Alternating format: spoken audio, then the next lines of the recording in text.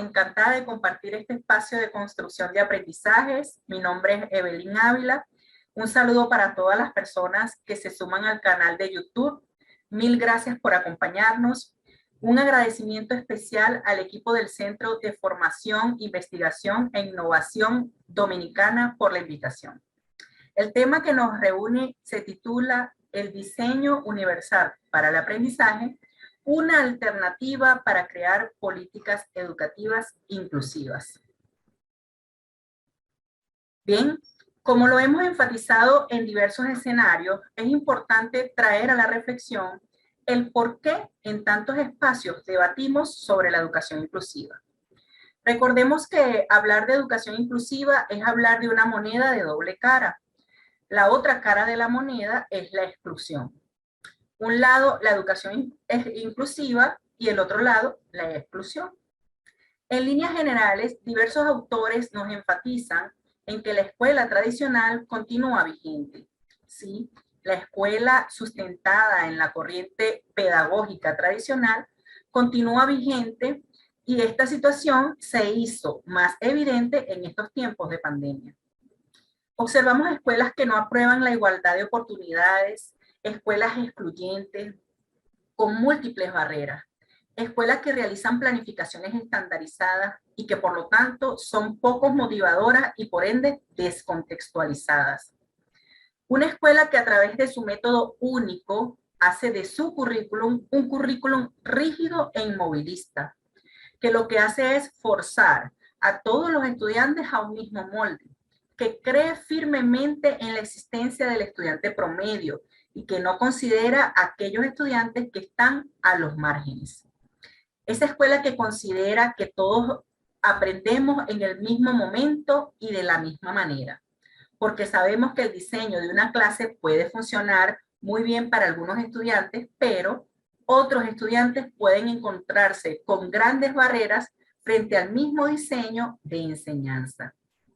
Esta escuela del método único y homogeneizante continúa otorgando protagonismo ¿a quién? Al docente, quien en una relación vertical es quien educa, es quien sabe, es quien habla, es quien opta, es quien piensa, quien actúa, quien escoge, quien identifica, etcétera, etcétera, etcétera. De manera que si hacemos un análisis reflexivo, nos encontramos que la escuela que sustenta o sustentada en la corriente pedagógica tradicional continúa vigente en nuestros días, con planificaciones rígidas e inflexibles, en la que prevalece el libro de texto como un recurso pedagógico, que cree todavía en el estudiante promedio y que no existe un estudiante único.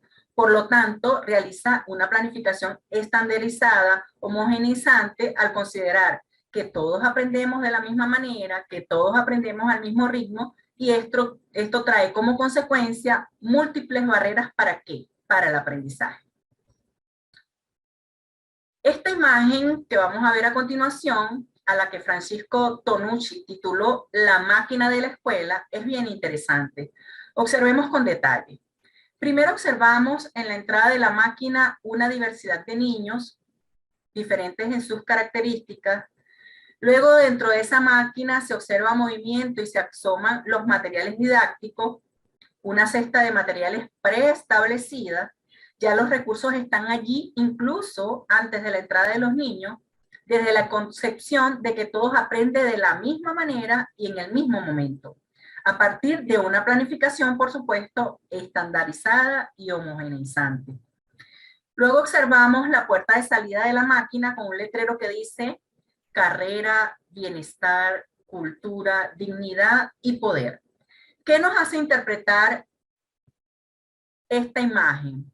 Que la escuela es una estructura de poder social que puede forzar a todos a un molde y en efecto, en la salida podemos visualizar un letrero que dice sed buenos ciudadanos, la sociedad los espera. Pero fíjense bien, en esta máquina hay un elemento que tal vez muchos de ustedes han podido analizar y se trata de ese tubo que dice residuos, está en la parte izquierda, en la parte inferior izquierda, dice residuos. y observamos un montón de niños que no pudieron beneficiarse de las bondades de dicha máquina, que son excluidos del sistema porque no se adaptaron a él, y es allí donde se derivan estos niños a clases diferenciales, a clases especiales, tal como lo señala ese letrero.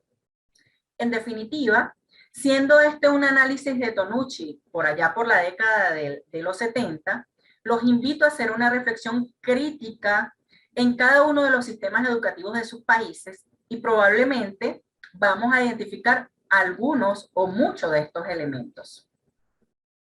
Ahora bien, la educación, tal como lo expresó Mandela, es el arma más poderosa que puedes tener para cambiar el mundo.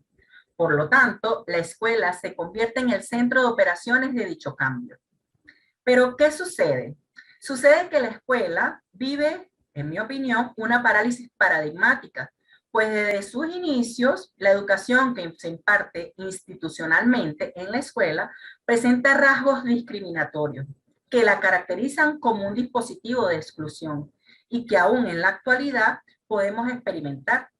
De manera que, aunque hayan emergido innumerables visiones y estas se hayan intentado implementar, la escuela en la práctica vive acciones del paradigma sustentado en la corriente pedagógica tradicional, un paradigma excluyente. Efectivamente, una alternativa viable es la educación inclusiva porque representa el sendero posible, pero que debe proyectarse desde políticas educativas y en la gestión de políticas a escalas locales, municipales, nacionales e internacionales. Desde la política educativa podemos encaminarnos hacia la construcción de una educación inclusiva que respete y comprenda la diversidad como naturaleza humana en un marco de equidad y de calidad, como requerimiento de la sociedad actual y acorde a los referentes históricos y culturales de cada contexto social, de cada contexto país. Ahora bien, construir políticas, pasamos a la siguiente, construir políticas educativas desde el paradigma de la educación inclusiva debe dar posibilidad a lo diverso, en la que todos participan, donde es la escuela la que se adapta a sus estudiantes y no estos a ella. Es la escuela que trabaja por mover, por minimizar las prácticas excluyentes, por responder a la diversidad. La educación inclusiva que no trata únicamente de garantizar el acceso a las personas con discapacidad, sino que es la escuela abierta para todos. Es por ello que en la educación inclusiva, como alternativa a la pedagogía tradicional, los estudiantes son agentes activos, participan, estudiantes que proporcionan retroalimentación al docente para que haga los ajustes necesarios. Al cambiar el enfoque en la política hacia un constructo inclusivo, resulta fundamental comprender que todas las personas son únicas y que quien debe cambiar es la escuela. Debe cambiar los sistemas y evitar o minimizar, generar exclusión. Es decir, la máquina se adapta a los estudiantes, no los estudiantes a la máquina. Ahora bien, la inclusión y la exclusión son procesos en permanente tensión. Lo más importante en este sentido es garantizar tres elementos que nos dicen los autores. Uno, presencia. Dos, participación. Y tres, el progreso, pero el progreso de todos. Y esto es la educación inclusiva. En la siguiente imagen observamos cómo igual Tonucci, popularmente conocido como Frato, 20 años después, en la década de los 90, insiste en los cambios necesarios que debe darse en el currículum, en el diseño, en la programación, en la evaluación, entre otros elementos que corresponden a un sistema educativo. Ahora ustedes se estarán preguntando, entonces, ¿qué podemos hacer para encaminarnos hacia la educación inclusiva? Bueno, pues debemos indispensablemente construir una política y por ende la gestión de esta, no quedarse en el discurso, sino gestionarla. Debemos pasar de la visión homogeneizante a la visión de respeto a la diversidad, que celebra, comprende y respeta las diferencias. Para la construcción de la educación inclusiva es indispensable cambiar la visión constituida de la que acabamos de hablar en la homogeneidad, característica propia de la pedagogía tradicional, por una visión de la diversidad basada en ¿qué? En la participación, para lo cual la atención de los estudiantes debe darse desde la base del respeto a su modo de ser y a su modo de aprender. La idea de que la inclusión, aparte de requerir cambios de políticas y estructuras educativas, es una cuestión personal, muy personal, que tiene que ver con los valores y actitudes que se tienen ante la vida, ante el ser humano. Nosotros hacemos énfasis siempre en el respeto y la comprensión. De la educación injusta a la educación basada en la equidad, en la que los estudiantes hacen presencia y participan. Una escuela que vive y experimenta el siglo XXI debe ser justa, ofreciendo a todos oportunidades en igualdad de proporciones que les permitan aprender y desarrollar habilidades, competencias, tal como lo reza la Convención sobre los Derechos del Niño, desarrollar potencialidades hasta el máximo de sus posibilidades. Del método de enseñanza único a las estrategias didácticas para la variabilidad de aprendizajes. La escuela que permite que todos sus estudiantes puedan progresar desarrollando estrategias de las cuales todos se benefician. Es indispensable que se reconozca que todas las personas son únicas y que la escuela tiene que cambiar para satisfacer las necesidades individuales de todos. De manera que, si las personas aprendemos a ritmos y estilos diferentes, todas las acciones que se emprendan en la inclusión educativa deben ajustarse a ellas, tratando de adaptarse al máximo a las características de cada quien, evitando métodos que pretenden ser aplicados a todos por igual. De la escuela cuyo protagonismo es el docente al protagonismo de todos. Este último elemento, la escuela en la que todos tienen voz, pero principalmente la voz de los estudiantes, quienes a través de su constante participación permitirá conocer la presencia o no de las barreras que le impiden aprender. Todo lo expuesto ha destacado la importancia de la evolución y transformación de la escuela y de sus políticas, pues las escuelas que experimentan el siglo XXI requieren asumir un enfoque centrado en la escuela como totalidad.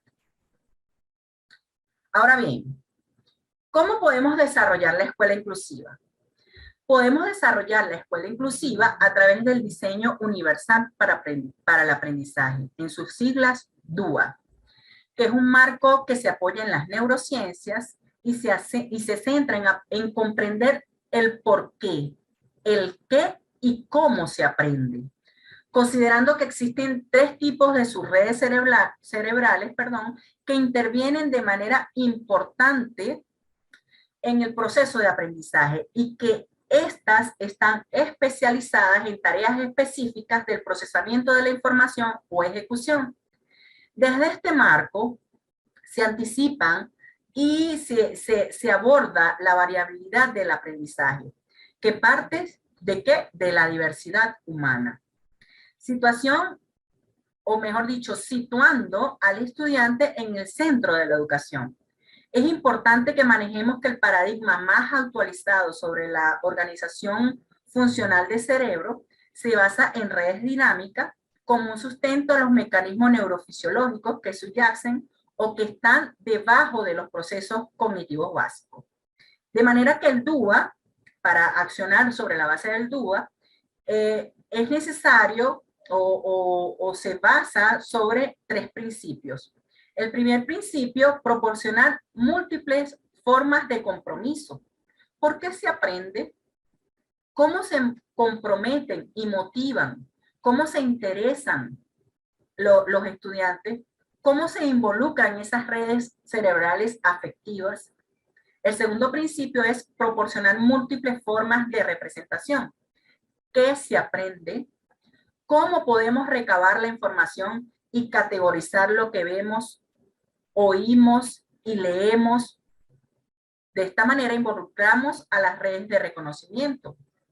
Y el tercer principio consiste en proporcionar múltiples formas de acción y expresión. ¿Cómo se aprende? ¿Qué se asocia con la planificación y ejecución de tareas? ¿Cómo organizamos y expresamos las ideas, involucrando en este caso las redes estratégicas? Ahora pasemos a analizar las imágenes que se presentan en pantalla. En pantalla tenemos 3 imágenes en las que hay un mismo objetivo: observar un juego de béisbol para la recreación. En las 3 hay 3 niños, uno de baja talla o estatura pequeña, otro de estatura o talla mediana y otro niño más alto. Tenemos 3 estaturas diferentes: pequeño, mediano y alto.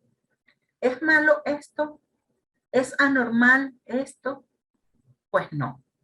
Es natural que seamos diferentes y que tengamos diferentes tallas o estaturas, por ejemplo. Bien, analicemos las imágenes una a una. Primero, en la primera, de izquierda a derecha, están los 3 niños detrás de una cerca o pared de madera, es decir, una barrera que limita la accesibilidad. Como estrategia, le entregan a cada niño un banco o taburete del mismo tamaño para que puedan acceder y disfrutar del juego. ¿Qué sucede en esta situación? El niño más alto logra el objetivo, el banco de madera le facilita el logro del objetivo.